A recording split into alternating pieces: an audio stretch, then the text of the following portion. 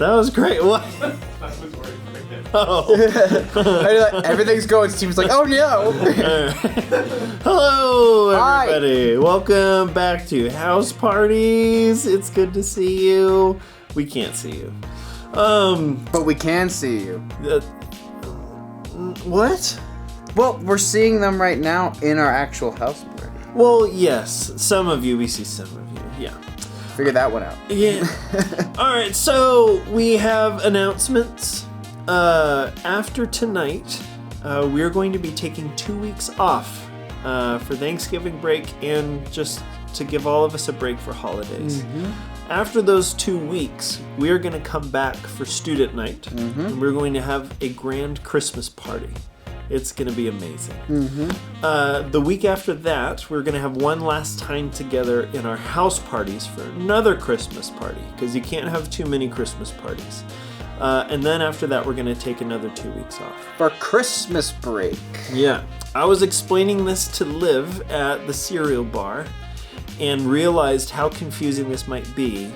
But I'm glad that she asked these questions because I realized the simplest explanation. Which is? We are not meeting the last 2 weeks of November or the last 2 weeks of December.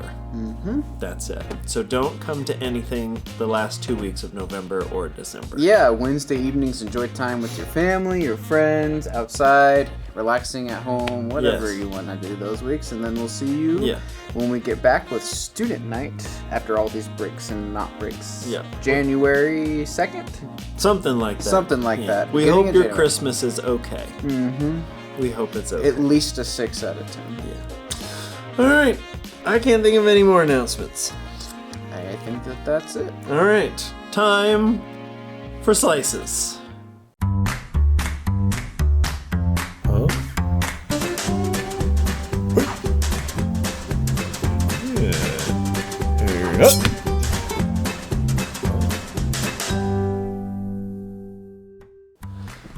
Who would you like to go first? I can go first. Okay. So mine, I actually just found out it's a few weeks old, but that's okay. It's still very relevant because the guy is trying to do this again, which is a man set a record for the fastest time of eating Carolina Reaper chili peppers. Ah. He ate 10 Carolina Reaper chili peppers in 33 seconds. You would have to. Yeah. And so, a Carolina Reaper, for those of you who know what like a ghost chili is, like a ghost pepper, a Carolina Reaper is what some scientists took a ghost chili in a lab and like upgraded it a bunch. It's bad. And so, for perspective, the Carolina Reaper would take you 1,641,183 cups of water to fully remove the spice from your mouth. And he ate 10 of them. Wow. In 33 seconds. That's a lot of water. I'm not even going to do the math on how many cups of water for 10 of them, but it's over 12 or 13 million cups of water. Yeah. Crazy. So this guy's recently broke his own record doing that and is looking to break his record again. He calls it a passion of pain, I guess. That's weird. It's kind of cool, though. And impressive. Yeah, but that whole passion of pain thing, that's weird. Mm-hmm. That's weird. Okay, I have two, and they're Thanksgiving related. Yeah. Well, one is eating related, which is Thanksgiving related. Grubhub, if you don't know what Grubhub is people will pick up food for you at a restaurant and bring it to you. You have to pay them a ridiculous amount of money to do it. But I learned the origin of Grubhub. I forget the guy's name, but the creator of Grubhub was on a Subway. And in Subways, like, you have those bars that you hold on to, so like everyone's standing and have their arms up. The Subway came to a sudden stop and his face smashed into the armpit of another man. And it was such tight contact that the smell of this man's armpit was stuck in his nose.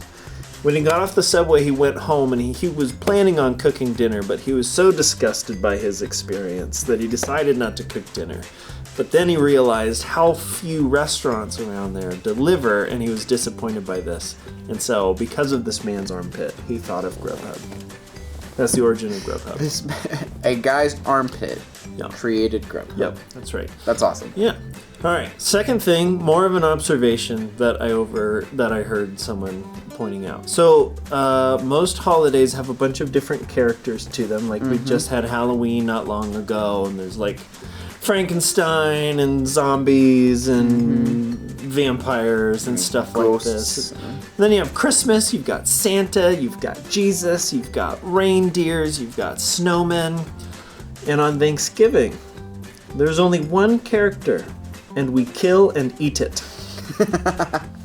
And that's how we celebrate Thanksgiving. We kill and eat the only character of Thanksgiving.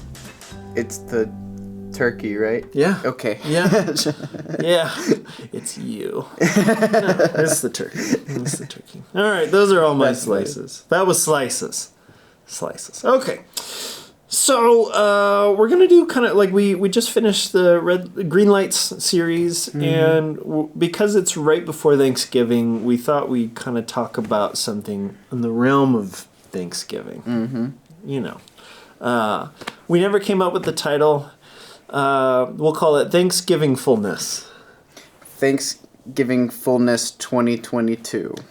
Sure. Yeah. Tag it on there. Thanksgivingfulness 2022. All right. So here's the deal.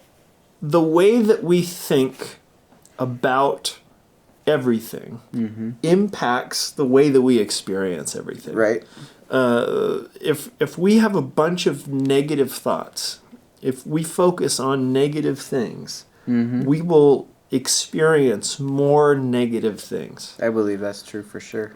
If we have a more positive perspective, we will experience more positive things. Some people argue it literally changes like what's like objectively happening, but at the very least, when you're thinking positively, you don't even see a whole bunch of negative things that you didn't even need to see in the first place. When you're thinking negatively, you don't even see a bunch of positive things that are happening all around you, and you're just missing out on them. I would like to point out that that's absolutely true, and I've also heard and seen that as well. It's not so much a cure for like hardship or trauma. For sure. As much it is a perspective to have going throughout your day. That's right. And the things that happen throughout your day, how are you lensing them? Are you looking through a positive or a negative lens? I think that's really important. It's not like, no, you can't just positive your troubles away. Very good point. Or just sabotage everything with negativeness. It's more like a daily perspective. Would you say that that's what you mean? Yes, absolutely. Yes, we're not trying to say, if you just think positively about your situation, you'll realize you're being dumb. No, some of you are going through some really hard things. And yes, absolutely. And we're here for you in that. Like, please talk to us. Like, we're not saying suppress your negative thoughts and emotions. Those are important. But if we have a lens of positivity, we will see a lot of things that we're missing out on. Absolutely. And the tricky thing is the negative things are the easiest to see because our brain focuses on the negative things for survival. Right. It's like, oh my gosh, that's scary. I need to remember that so I can avoid it and stay alive. Like, snake, I'm not going to forget that snake is there, because if I forget that snake is there, I'm going to walk over it and it will bite me and I will die. Right. And so these negative thoughts that sometimes you're inclined to were meant to protect you. Because now it's like sometimes negative thoughts are like, what are my friends going to think at school? Or my parents going to get me in trouble for this? Back then it was like, gee, that bison's getting kind of close, you know? Yeah, and so it's like stuff like that. Yeah, so it's not your fault, but everyone's brain is wired to focus on the negatives. And what makes it even worse is, like, maybe you guys have heard of like anxiety and depression is at its highest that it's ever been. And a big reason for that is you guys are aware of everything bad and wrong going on in the world, because you are just, all this information is so accessible to you over the internet on your phones. When I was growing up, my parents read a newspaper every morning, and I heard them mumble something about the world, and I was like, whatever, I didn't even listen to it because it was my parents, and who cares? They're probably wrong because I was a teenager and they were my parents. And when you're a teenager, your parents are always wrong and you're always right. Right. Which is really important to remember. Right. But now everything is getting thrown at you, all this negative stuff. and like things that are way outside of your control that you don't even need to hear about because there's nothing you can do about it, because again, it's like before you're at a certain age, like there's very little that you can do. And so all this stuff is getting thrown at you and your brain is hardwired to absorb it. And that's a big source of all this anxiety and depression that a lot of you are experiencing, because you're not in a place in life where you can even do anything about it, right, let alone process this information. Again, not your fault.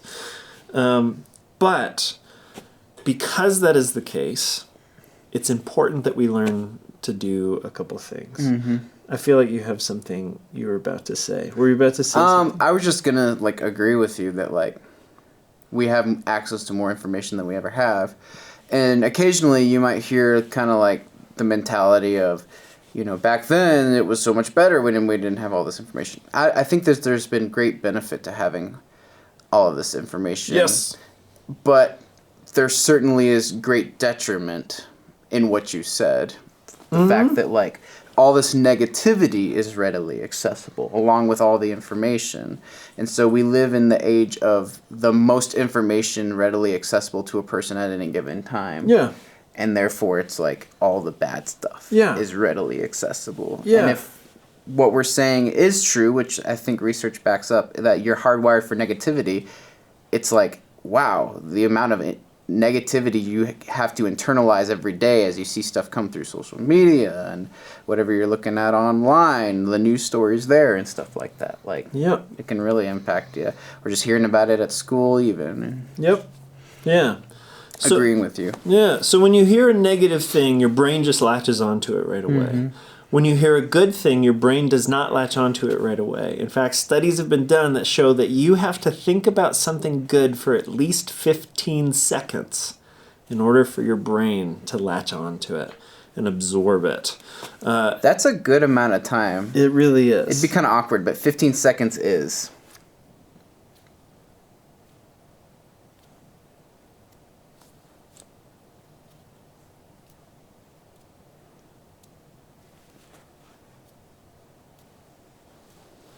"15 seconds. That's a long time. Especially when you're like just sitting there quietly thinking about it. You're like, 15 seconds is no big deal, but it's a long time to just think about one thing. Right. And we don't do that. And it's important that we do. So it's important that we practice things like thankfulness or gratitude or recognizing the good in our life and really grasping hold of it. It's kind of like I don't know if you know anyone. How fast do you eat?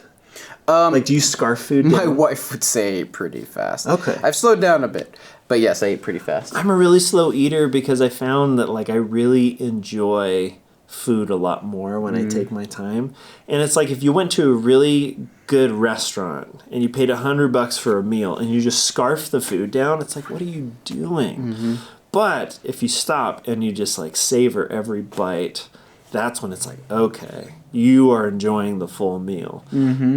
There's a lot of good in our life, but if we just scarf it down, we're not going to realize it. But if we stop and we slow down. I do actively pace myself, like a burger from a fast food place compared to a nice steak. Yeah. At one of the rare occasions I get to enjoy something like that, I'm like, okay, let me slow down and do what Stetson said and enjoy it a little bit more, because just to scarf it down and pay $100 for it, just practically, that doesn't make a whole lot of sense. Right, for sure. So before we can even talk about how do we practice thankfulness, it's important that we know where the good things in our life are coming from. There is a verse in the Bible. It's James 1:17, and it goes like this. Every good gift and every perfect gift is from above, coming down from the Father of lights, with whom there is no variation or shadow due to change. It's kind of a poetic way of saying it's like every single good thing in your life is there because God has given it to you. I think that is, in a practical sense, James's way of saying that if you choose to look for the positivity and choose to look for God in situations, and I mean this in a daily sense, maybe not necessarily in like a prophetic sense or anything like Sure. that. Maybe that too, but that's just not what I'm talking about. You'll probably see ways in which God is working in your life more, rather than focusing on the negative. Then, despite what God's doing, you're just not going to see it, whether it's happening or not. Yeah, for sure. Here's a couple other ways the Bible has framed this up. John 3:27. John, he's having a conversation, and he answers, "A person cannot receive even one thing unless it is given to him from heaven." So basically, everything that you've received that is good has come from God. And one last way, Matthew 5:45, it says, "He makes his sun rise on the evil and the good, and sends rain on the just and on the unjust." Even sunshine and rain, and like, I'm not trying to like unscience things. It's like, there's a solar system and the rotation of the earth and like things like that. And the convection cycle or whatever. Yeah, but there's this whole layer behind the layer behind the layer behind the layer that scientists are a little baffled by. And there's verses that talk about how like God holds everything together. And it's like, it's self-sustainable. Like the earth spins around the sun and stuff like that. But it's like, if you believe what the Bible says, if God was just like, you know what, I'm not going to be a part of this anymore, everything would just, like, there it goes. It'd be gone. Yeah. Because all things that are good, according to the Bible, the two verses we just read, come from God. Right. Yeah. Okay, so, everything good, everything, the shoes on your feet, the air that you're breathing, rain, sun, whatever, is a gift from God. Why? There's a verse in Matthew chapter 7, 9 through 10. And it says this: "Which one of you, if his son," pretend you have a son, okay? Okay. "Which one of you, if his son asks him for bread, will give him a stone? Or if he asks for a fish, will give him a serpent? If you then, who are evil, know how to give good gifts to your children, how much more will your Father who is in heaven give good things to those who ask him?" So, like, on the one hand, this is kind of funny. If someone asked you for bread and you gave them a rock, it's like, great, thanks. I even think in some other books of the Bible, I think in Luke 10 or 11, he says a rock, like a piece of bread for like a scorpion. So it was like an egg. It was an egg, yeah. Can I have an egg? And like, Sure. I can give you one scorpion. Yeah. So the point of this verse is God views you as his children, and he views himself as your father, and he loves you. And his heart towards you is to give you good things because he loves you. So everything good in our life, we just had a light go out. That was interesting. So everything good in your life is coming from God. Why? Because he loves you. He loves you. Like, seriously. I mean, think about things and people that you love, and the things that you do for them that you wouldn't maybe do for a stranger, like sharing your food with them or things like that. Like, how much more would a God who created you want to love on you and give you good things, right? Yeah, for sure. I mean, at the very least, all good things come from that God, right? The God we worship. Yeah. Absolutely. All right, so here's why it's so important to recognize this. If we just see all the good in our life as luck, that's just feeling lucky if we look at the good in our life. But if we realize that it's coming from someone on purpose who loves us, instead of feeling lucky, that's when we feel thankful. And that adds a whole other layer to this. Thankfulness isn't appreciating how lucky we are. Thankfulness is appreciating how loved we are, and then thanking the person giving us all that love and all that good stuff. Yeah. It would be like if your house started to catch on fire, and a fireman showed up with the truck and put out the fire and stood next to you and you said, man, I'm lucky that fire went out. Like, he would be like, what the heck? Like, I just did this for you. And it would just be like, it would be a weird way of looking at the universe. Or here's a fun one. If you gave your friend $1 for a soda and they picked it up, looked at you and looked at the dollar and went, man, I'm lucky I found this dollar, and walked away. How would you feel? Right, for sure. But in the house on fire situation, not when you realize that the firemen showed up, you're thankful for now more things. You're thankful that your house isn't on fire anymore, and you're thankful for the firemen.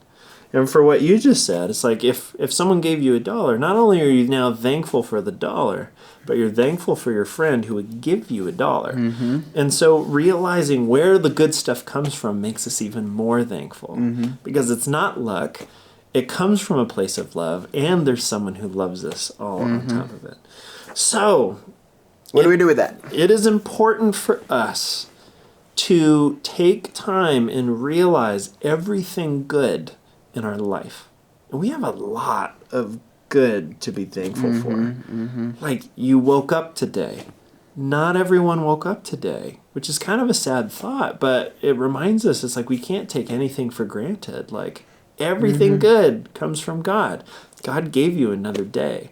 Every breath that you're taking, it's something good. You have clothes, and shoes, and maybe even a phone. Like, I hate to kind of go like dad vibes on you, but the truth is that not a lot of people have that. Yeah, for sure. In other countries, or even in our own country, in some of the parts that fall further below the poverty line, they don't have things like an iPhone or things like that. And then you might ask, well, what do they have, like flip phones or stuff? Like, no, they don't have that. And so even we as adults, I think it's safe to say, this is kind of me making sure that you know I'm not just speaking like parentese to you. Like, we forget that too sometimes when we are forgetting to be thankful for the things we have and realizing that, man, I actually have quite a lot. Yeah.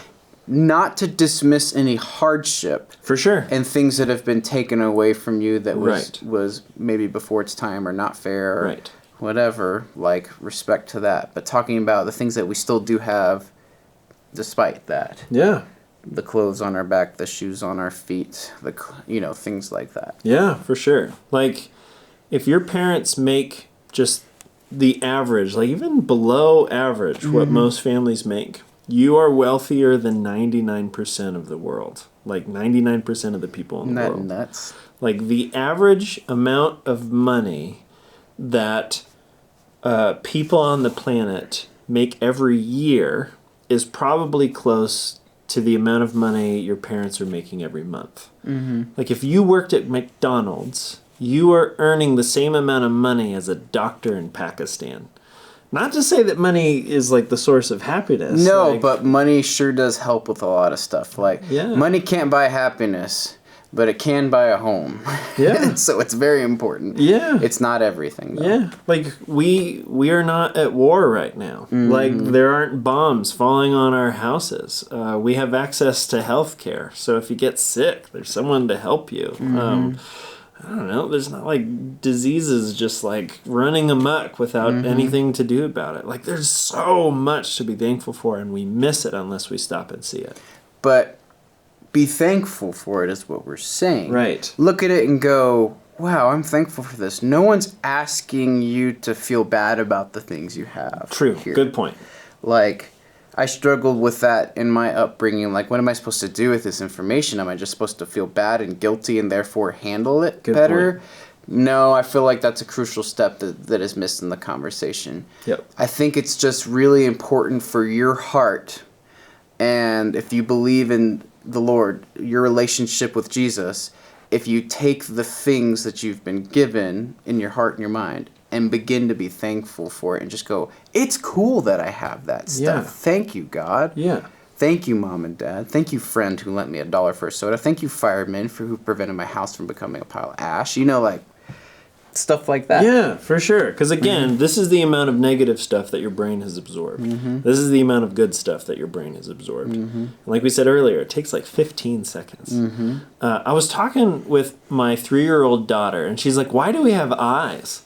And I said, so that we can see. Aren't we lucky to have eyes? And she's like, yeah, because we can see. And then I said, aren't we lucky to have ears? And she's like, yeah, so we can hear. And I was like, aren't we lucky to have noses? She's like, yeah, so we can smell. And like, I started like tearing up, becoming thankful for these things that some people don't have. Some people can't see. Some people can't hear. Some people can't smell. And the list goes on and on. So anyway, you get the point and you get the idea. We have given the leaders of your house party the instructions for an exercise that we want you to do together. And I think you're really going to enjoy it. And I think by the end of it, you're going to see how powerful this is.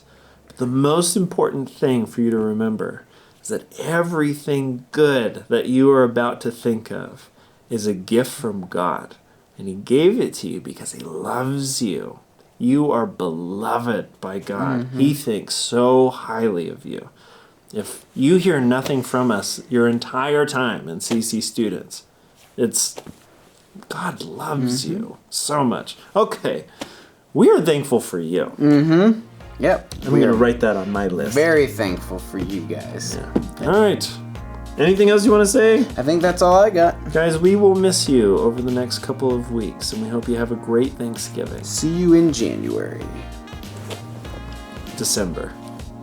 See you in December. For a video. We'll see them in January. Student night. Well, yeah.